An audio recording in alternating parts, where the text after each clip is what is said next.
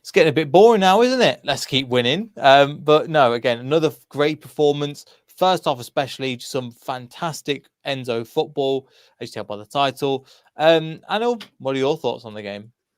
I guess as Donald Trump once said, you're going to get so tired of winning. You're going to be bored of winning. You're going to be like, we're winning too much. Can't take it anymore. That's kind of what you alluded to at the beginning of the show. I've got to say, I'm not a Donald Trump fan at all, just in case anyone watching conflates me. I think the world is in big trouble if he gets re-elected. That's another story for another time. That was a game of two halves.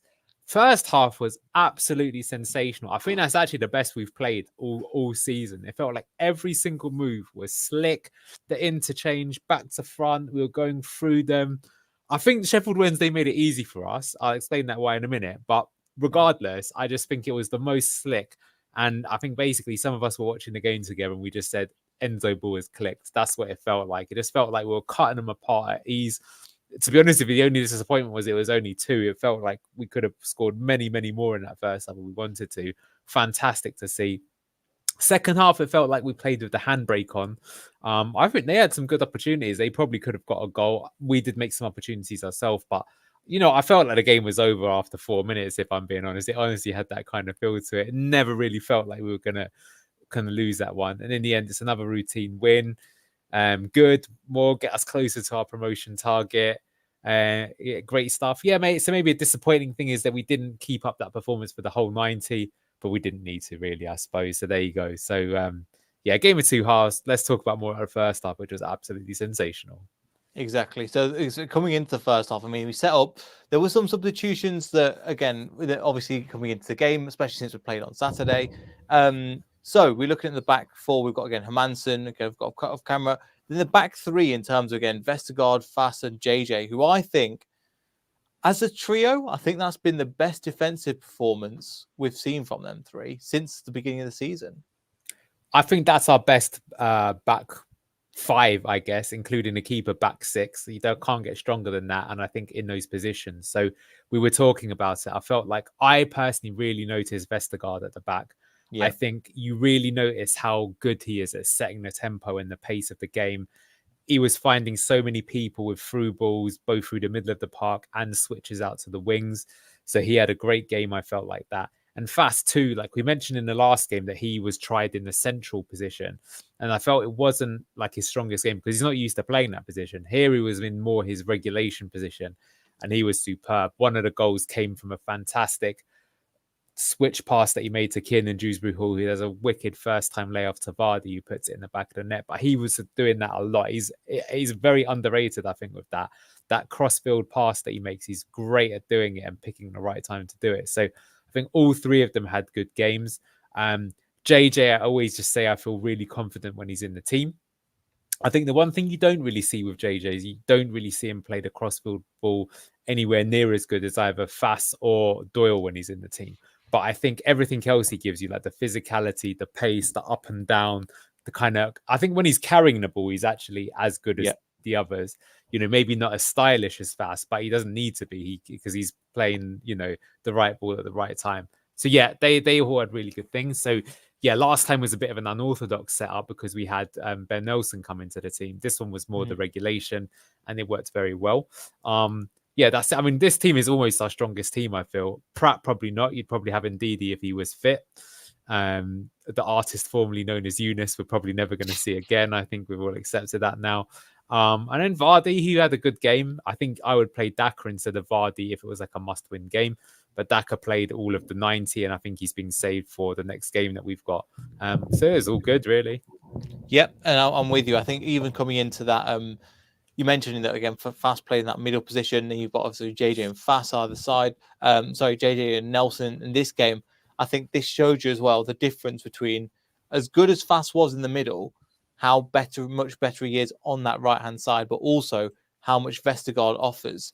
Now, normally Vestergaard does the simple stuff well, but he was doing everything well, and the variety of stuff he was doing, whether it was coming from the left hand side, whether if it was like there was an easy pass. No, let me go for the little bit of a riskier pass. Let me try and go for the switch. Let me try and play it over to different people. I think he bossed this game. genuinely think, and people will mention, we'll mention Fast in a second, but I think we mentioned just before off camera that Fast.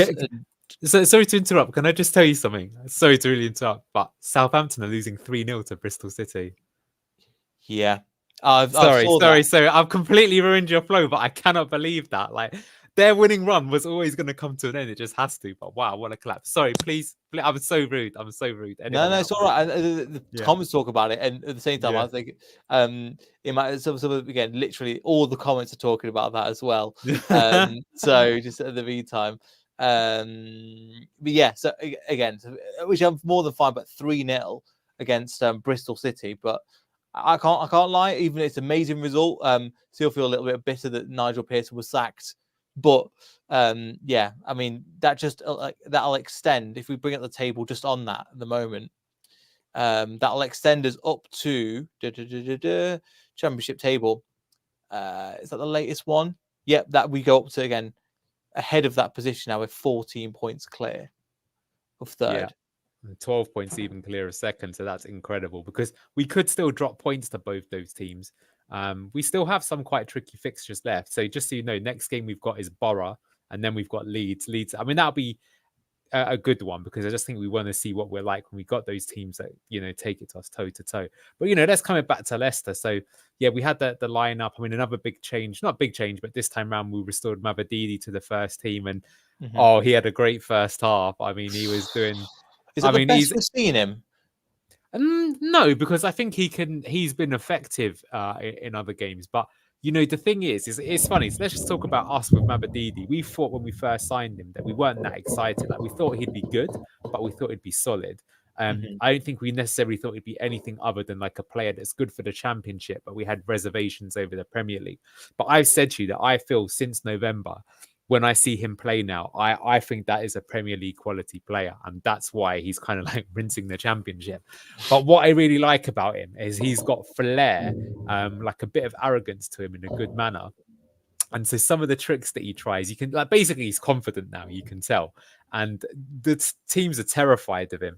And why I dislike it is just if you're in a stadium, he gets you up off your seat. Now, we obviously were spoiled for years with Riyad Mahrez. He's playing in the Harvey Barnes position, and Harvey Barnes was a really effective player. But I wouldn't say Harvey Barnes was that exciting a player, if you know what I mean. Like Maddison was an exciting player. Harvey Barnes was like a solid player, good, scored goals, could even get assists, but he's more about giving the give and go rather than beating a man. Whereas both Mavididi and Patau, they can just jink past people. So it's great to see Mavididi come back. I feel like he's a bit unlucky not to get on the score sheet today.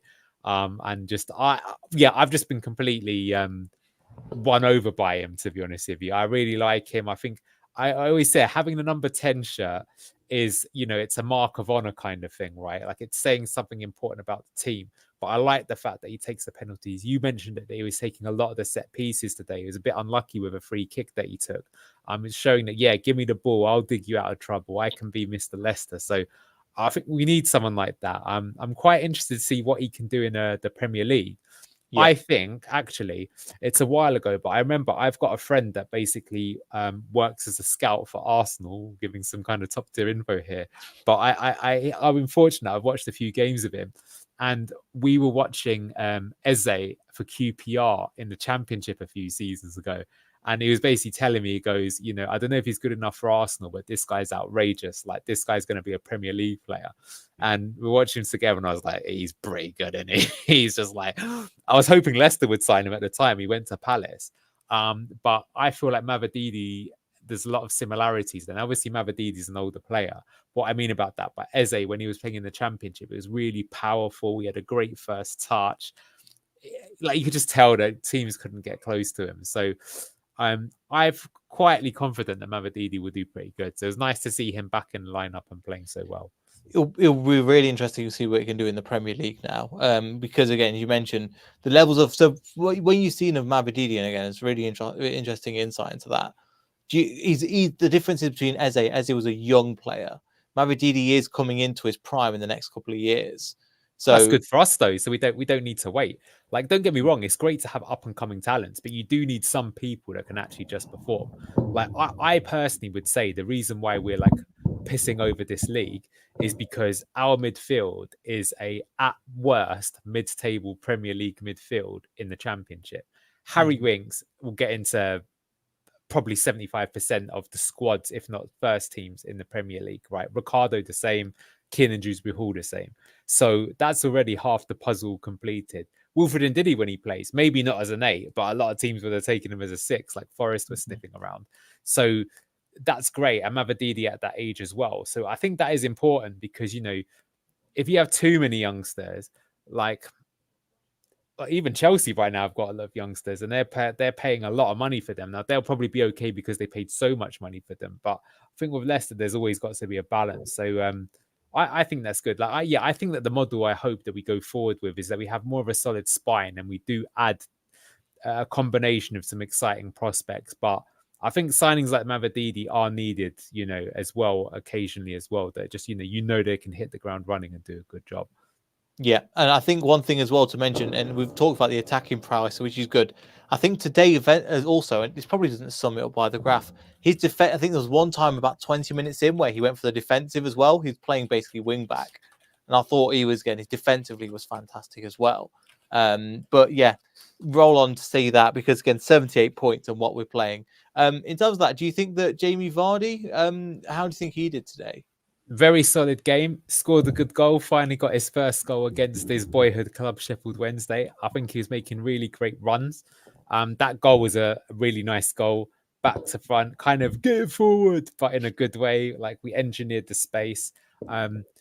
He had a solid game. I think if I was going to be a bit critical of him, I think he was caught offside a few too many times. I think if he'd just checked his run a little bit, he could have scored another one. But for example, say for Fatawu's goal very early on, he dummies it. Vardy doesn't get enough respect for being an intelligent player. He knows how to make the right decision at the right time. So he didn't try and go for goal himself. He let it go through him because he knew that his teammate was there and Fatawu won't score an easier goal in his life. So that's a very nice finish there. And the second one, right place, right time, and does put it away and puts it away, very comfortably. So proves again that he's a good player. And look, he's our top scorer now. He's got 11 goals. He is the GOAT. Doesn't matter what you say. It'll be interesting to see if he's with us next season. I, at the start of the season, thought that he wouldn't be, but I will be surprised if he's not offered a 1-year contract just because they'll say, look, you're Jamie Vardy. Of all the players we've probably ever had in our history, you can decide when you want to retire kind of thing. They may not give him the same wages or anything like that, but I think that even if it was just like, he could be like 45 and they'll be like, well, we'll still pay you 10 grand a week if you just want to be the cheerleader on the side because everyone loves you so much kind of thing.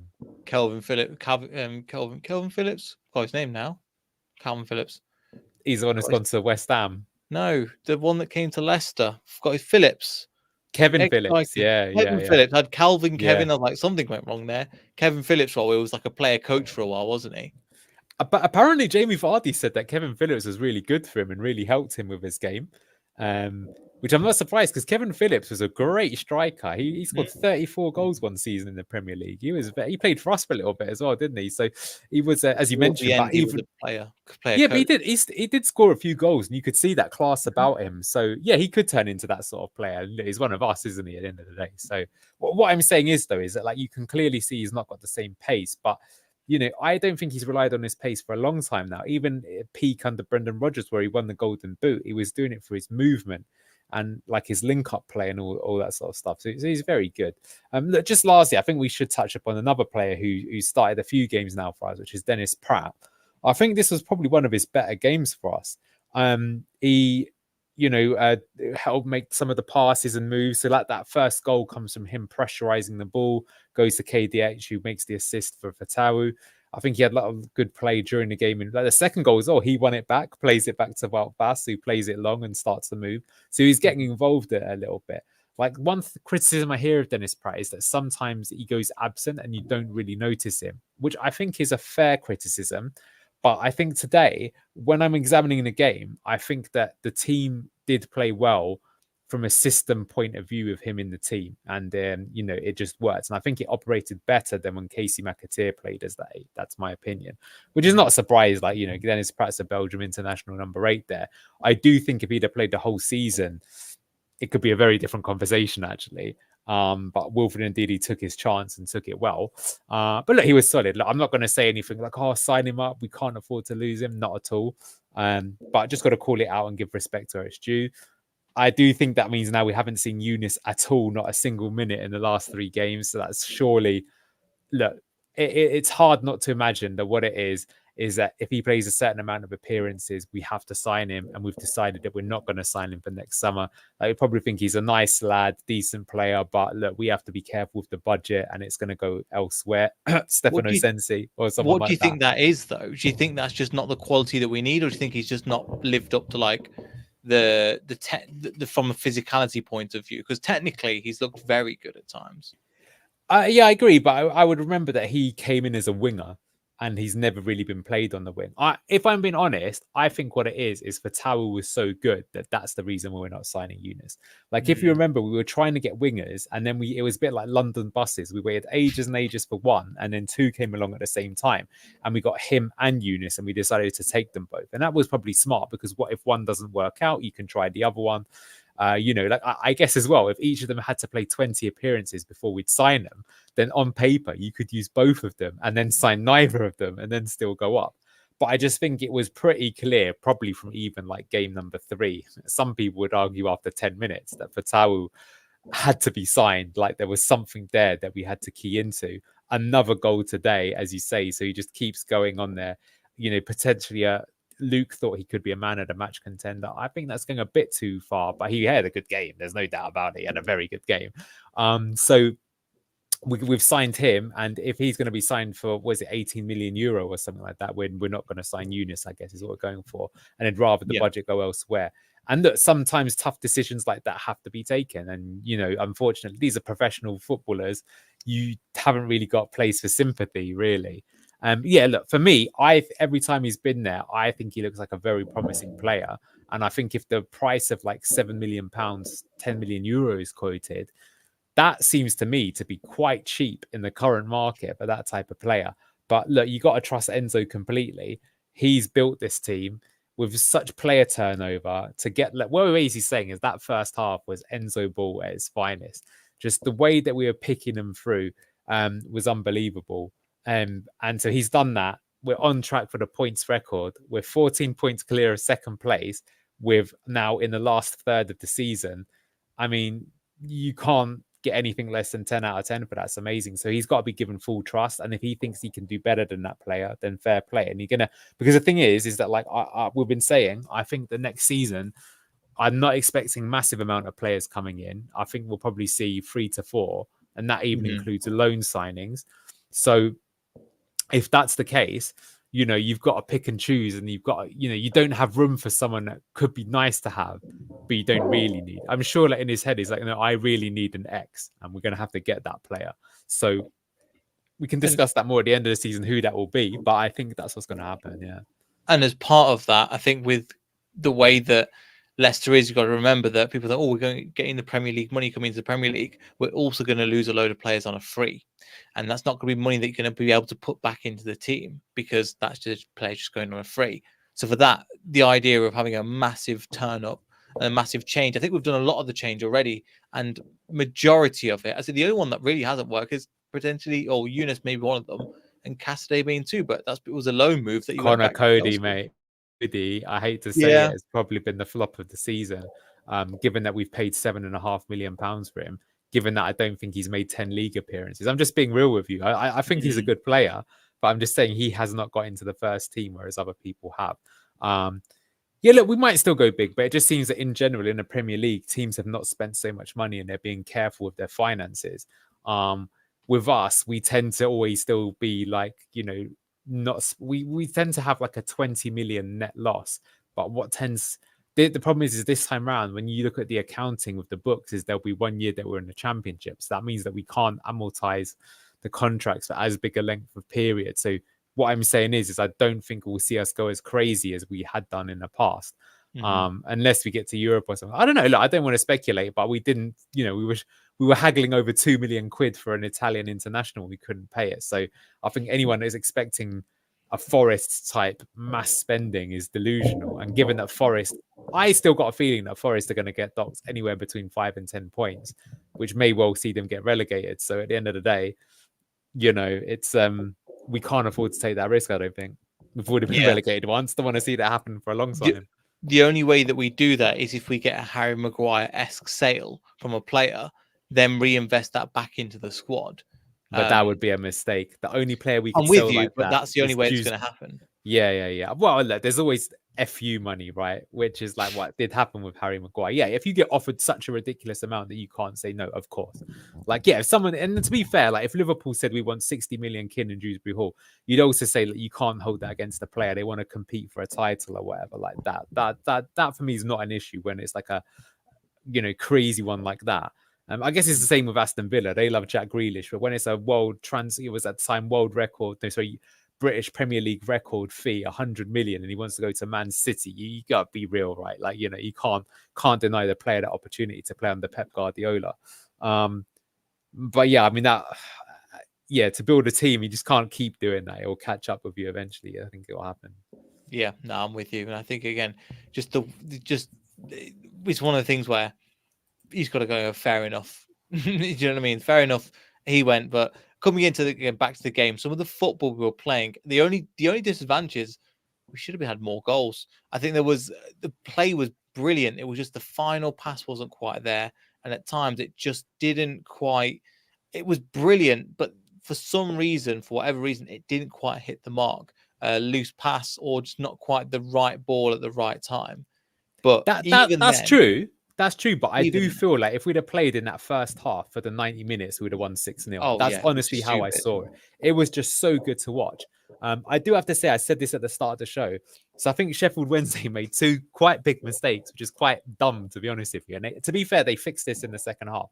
So the first half, they were playing quite a narrow shape, and they were trying to prevent Leicester from playing through them through the middle, right? And so that meant that both the wingers had loads of time and space on the ball, which is why both Mavididi and Fatawu looked so good.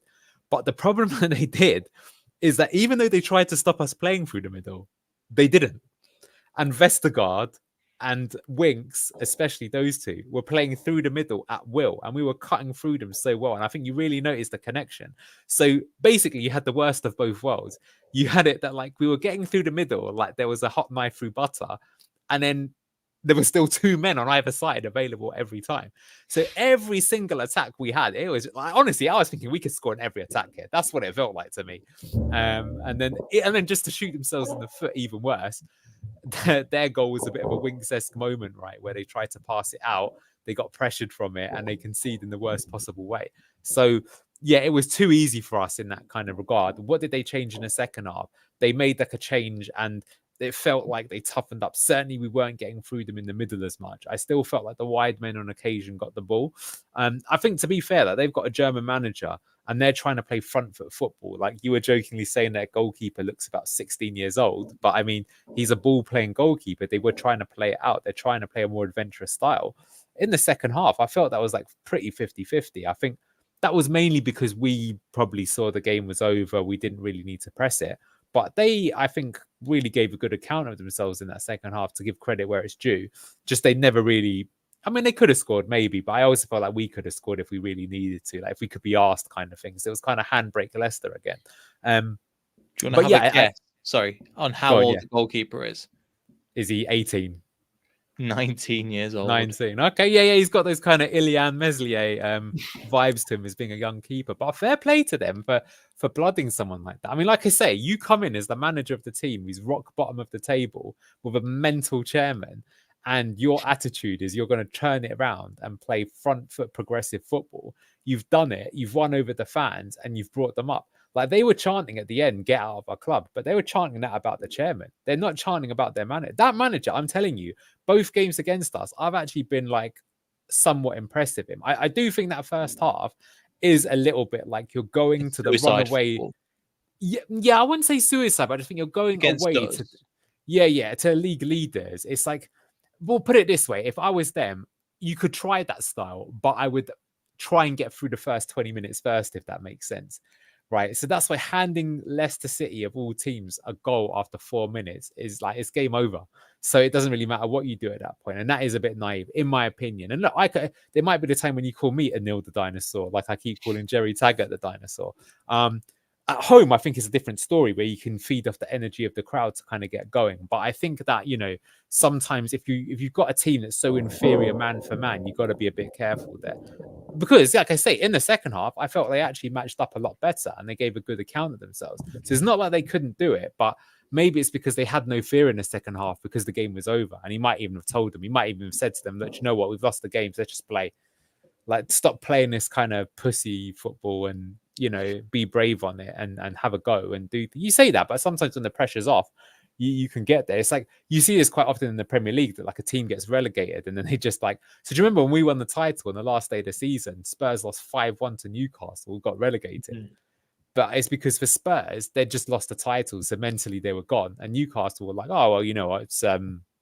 We might as well just We've got relax. nothing to play for, so yeah, we'll do around. Yeah, and they just, you know, smashed them. Or even us, we had like in the Great Escape season, the last game of the season was 5-1 because I felt like it was such a relief off our backs that with no stress, it's like, oh yeah, this team is pretty good actually, and we'd find out how good they were 12 months later, wouldn't we? So there you go. Yeah, and it just again it shows you how football is about, again, confidence and mentality as well. You can have the best players in the world, but it just shows you the mentality in this case. There was another couple of opportunities where we there was a time where Hermansen and Farsell was like, it's going to be another kind of complete in the second half, complete meltdown. Didn't end up being. But let's talk about the second goal. We've talked about the first goal a little bit, just playing down, closing, as you mentioned. Then Fatal, for considering how many goals he's assisted, how many people he's assisted, nine games now, even better. The second goal, do you want to just talk through? Because the ball, we've seen fast play all balls over the top. KDH obviously for the second assist, but my God, that was just, I don't know.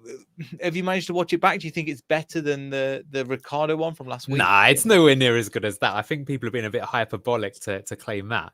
But I think what's interesting from it and what I loved about the first half in general is that the way Enzo plays is it's all about shifting the opponent's defensive block around.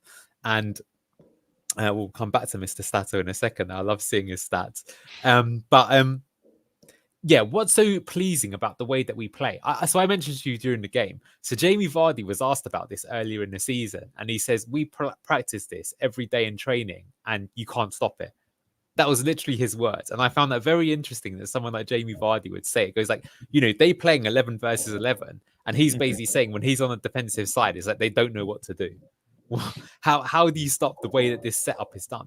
And so why I like that goal, and let's talk through it, is that why have we got the long ball to work? It's because it's not just a punt forward. It's that we've won the ball back, but then we've actually played it backwards. We didn't play it forward straight away, which is actually counterintuitive if you think about that. But that's because by doing that, then their block comes pushing up, trying to push out because they're trying to make it so that they're, you know, they're not leaving space, you know, space in the right players and stop us playing through. But instead, Fast has then, well, Dennis Pratt's won it back, played it straight to Fast. And then now that they've pushed up, they've vacated space behind them. So now you can play the ball over the top. And the way that we play is we have the 8. So what's happened here is that 1-8 has come backwards and 1-8 has gone forwards. So as your team, you're like, you know, and then, you know, so if you're playing man for man, it's actually a bit easier in that regard because one can follow the man and one can follow the other man. But if you're playing more of a kind of block shape, it's like, well, do you both go or do you both stay? And you're kind of doomed. And then that decision is tough because if you make the wrong decision, and guess what? In this case, they made the wrong decision, then you're going to get overloaded. So the ball then goes over the top. And then Kiernan Dewsbury-Hall, that what really makes the move so good is that he plays it one touch first time. And he just plays it so elegantly. That's what I really like about it, is actually, if you look at that football, actually, I feel like anyone could play that kind of style. It is a good long pass. It is a great first touch. But it's not like someone, I don't know if you saw that goal that Southampton scored on the weekend. Was it Rothwell that hit that volley? Oh, Neil, you got to see. Yeah, I've seen that goal specifically. You got to give credit where it is. That's a stupid goal. Yeah, or to be fair, who is the what's his name? Connor Chaplin for Ipswich, who scored that Trivela with the outside of his foot, proper Quaresma stuff. Against Coventry, was it? Yeah. Well, look, when a team scores a goal like that, obviously you're just like, wow, you know, that's what a professional footballer looks like. Because I feel like I could try both of those things for a week, and I don't think I'd score a goal like that. But the goal that we scored today, what's so good about it is it's systematic. It's team football. It's like if you practice those attacking patterns of play over and over again, you can score them. The tricky thing is because it's not one person. You got to work as a team. That's really what the trick is. You know that I do a lot of coaching. So for me, that's why I love seeing Enzo. That is so good as a coach to get your team to be able to play that. And like, I would be satisfied if I even saw my team score that just in practice. I'd feel really happy about it, right? Because to get that coordination. So to then see that in the game, I don't know if you saw after it went in, Enzo had the biggest shit-eating grin on his face because he was probably thinking, yes. That is exactly. I bet you they literally practiced that, and then it happened, kind of thing. So that was great. So yes, what's happened there is one's dipped in, one's gone the other way. So when the balls come over the top, it's then after Dewsbury Hall's laid it off. What is so pleasing for the move is we actually had like a 3-on-2 or even a 4-on-2 because Vardy scored it. But to the right hand side there was for Tawu, so he could have gone for both. So Vardy didn't even need to score; he could have pulled back and laid it off. And Dewsbury Hall himself was there. So this is why it's such a pleasing, good form of football. It's like, when we played counter-attack in 15-16, it was great, but it tended to be 1-on-1 or maybe 2v1 because it was Mahrez and Vardy that were basically the attacking threat. When we attacked, our system is 5-5, so we normally have 5 in the box. In this case, it was only 3, but we still, but I'm pretty sure Enzo would be something like, today we found the solution, and that was the solution that we were looking for, and we knew that we could drop Dennis and play Kiernan. And I saw it a few other times where we did it the other way around when Kiernan and Dewsbury Hall dipped and Pratt would go forward instead. So it seemed like we were trying that kind of move. And that's why it was so beautiful. And that wasn't the only time. We did it so often in that half that the way the players were moving and we were shifting their block, they just couldn't handle it. It felt like if we attacked down the left, we could score. If we attacked down the right, we could score. If we attacked down the middle, we could score. If we went long, we would score. If we played it short, we would score. If we counter-attacked, we would score. So it's just a bit surprising that we only got 2. But it was just like, wow, this is just like a proper football. And yeah, like I said, I think any person as a neutral, if you saw it and you saw how well coached that team was, you'd be like, okay, these boys are serious. I remember this story back in the 90s. Red Star Belgrade actually won the European Cup one year, which people will find impossible. But this was like a year where they had people like Savicevic, Boban, Boksic. They had like all the best Serbian and Croatian players playing for one team. But apparently Rangers, they were also a good team back then, and they got one of their scouts to go away and watch them in the game. And when they came back with the scout report, they were like, oh, so what do you think of their team? And he just said, we're screwed. That was the scouting report. And he goes, what do you mean? He just goes, we're completely screwed. This team's going to batter us. And they did batter them. And I was like, wow, that sounds like a bit. And it was trying to explain the reason why they were screwed is you basically had like 6 highly technical players who are number 10s who could move position. Prosinecki was playing for them as well and all this kind of stuff. So they had this unbelievable team. So I just got a feeling that, again, like if you were like, so Middlesbrough next, if you're like, okay, Michael Carrick sent you, Neil, to go and watch the Leicester game and give them the scouting report. And you'd be like, oh, so what did you learn in a Leicester game? How are we going to exploit them? And you'd just be like, pray and hope. Yeah. You might be like, I think it might be a good time to rest the team for this one. Just maybe take the L. Who we got next? So fantastic first half, yeah. So you make a really good point. I'm with you. I think the only thing I was going to mention, instead of even go to Middlesbrough, let's skip ahead if even go to Leeds, you mentioned in that position. Now, they kind of pulled our pants down, especially in the first half, and they took it to us, which I didn't mind because they were the better team. They've been unbeaten so far this season. How do you think that we're going to come up against someone like a Leeds and how we're going to work? Because I think they're unbeaten since the beginning of the year. Well, that game I think is going to be very similar to the Southampton game, to be honest with you. So it's going to go the battle. So I remember writing the description for that game, but it's going to be like Leeds are going to attack us. They're going to be full-blooded. They're going to be using the crowd to their advantage. They're going to close us down, and they're going to try and make it so that we can't play out from the back. They're going to try and force us into mistakes.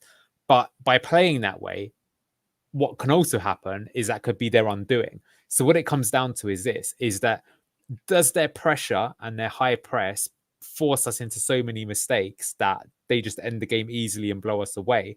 Or is it that by trying to play that way, we exploit the space that is left behind and we do play out their press and we hit them on the break? So when we played Southampton, we scored 4 because that's the mistake that they made.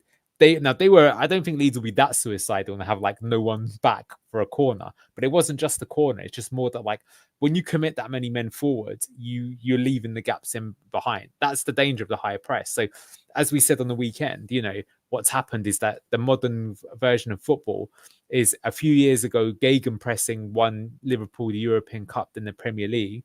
And now the league started to adapt to that. And the way that the football is adapting is they're realizing, okay, you now need to train players and teams that are used to dealing with someone being right up in your face a second after getting the ball. So you need to have these highly technical players that are aware, they've got that awareness, and they're brave, which is why Enzo was telling Ben Nelson he's got to be brave to play the ball.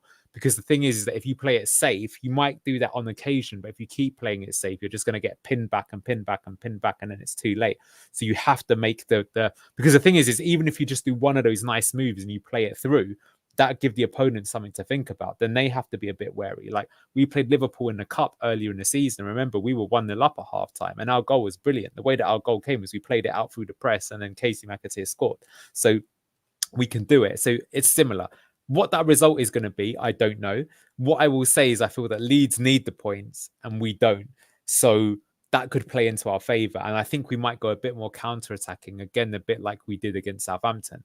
So Southampton's the only game in the league this season where the other team has had more possession than us. Maybe the Coventry game as well, but remember we played one half with 10 men. So that could be the reason. But Southampton beat us on possession but lost 4-1. So there could be a similar type of game there. So as I say, I think it's going to be interesting because it's going to be a clash of styles. And yeah, could be close and all that. But I'm really interested because we have to say that the game at the King Power was the most comprehensively in the league that we've lost the game. Like that wasn't just like a loss and we got a bit unlucky. Like, you know, the Borough game, they scored an amazing free kick, Hull, nasty deflection, Coventry sending off that changed the game.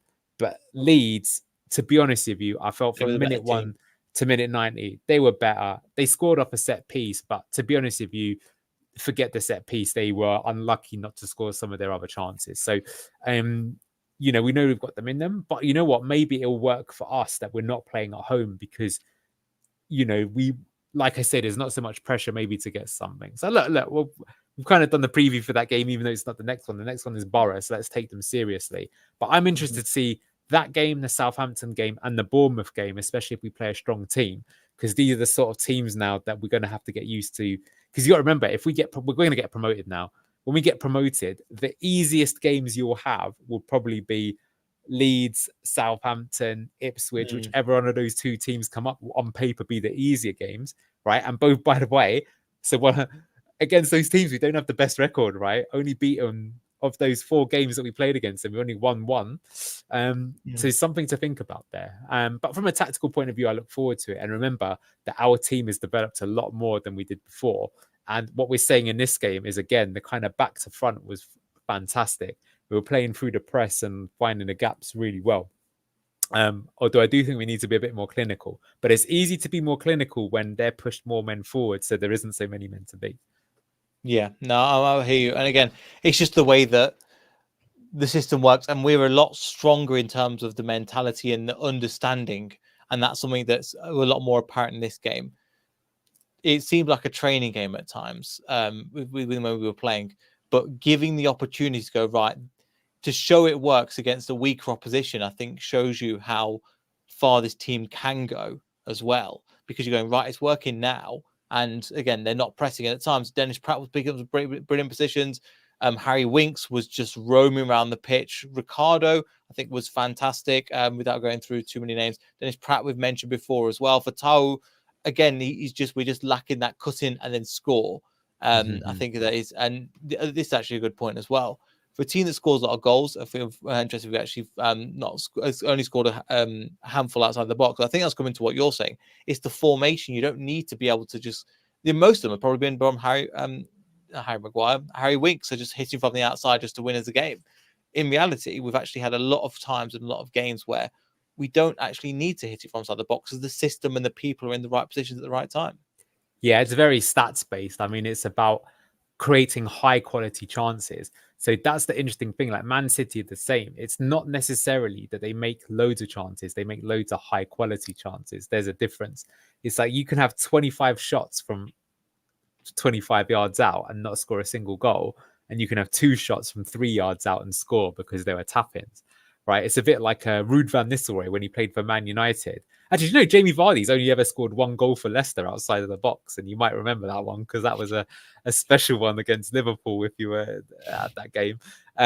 But the thing is that if you, it doesn't stop you from being the greatest striker that we've ever had, because your job is to make the runs into the box and put it away when you're there. So I don't think that's that surprising. I think that's a very Enzo type thing. I mean, again, like we're talking about in the first half, it was the patterns of play. Is that that's what's working so well, and listen, I cannot stress this again. It's so hard when it's not just one person, but because of the pattern of play, it's like a 4 or 5 man move, because the only way you can stop it is then you as a team also have to be not just as an individual, but as a unit collectively responding there. So that when you're playing like a kind of deep block 4-4-2, that's easier because you know where you need to stand, you know roughly the distances, and you don't have to do that much. But when you've got this team that's literally going, pushing you here, pushing you there, shifting you left, shifting you right, what they're doing is they're making these situations, like I explained with the Dewsbury Hall and Pratt maneuver, where it's like, oh no, I have to make a choice now. Do I go or do I stay? And you either, and sometimes the way the Enzo system is it doesn't matter what you choose, it will always be the wrong choice. And the reason why it will always be the wrong choice is because if you stay, then our team knows that then you do this other thing because the player stayed. And if he goes and he jumps, then you make a different solution, which is you play through them. So if we talk about that fantastic goal that we scored on the weekend against Watford, it's like, okay, there's someone's jumped from Ricardo to Winks, so Ricardo is free. So if that's the choice they make, then we're going to play it to Ricardo. But if instead he didn't do that and he stuck to Ricardo, then Winks would be free. So then you play it to Winks. So you actually can't do anything either way, right? You're screwed. The difficulty is from our team, you have to recognize the situation and know what pass to play and when. And that's why I'm talking about Vestergaard being good, because I think he's got that understanding.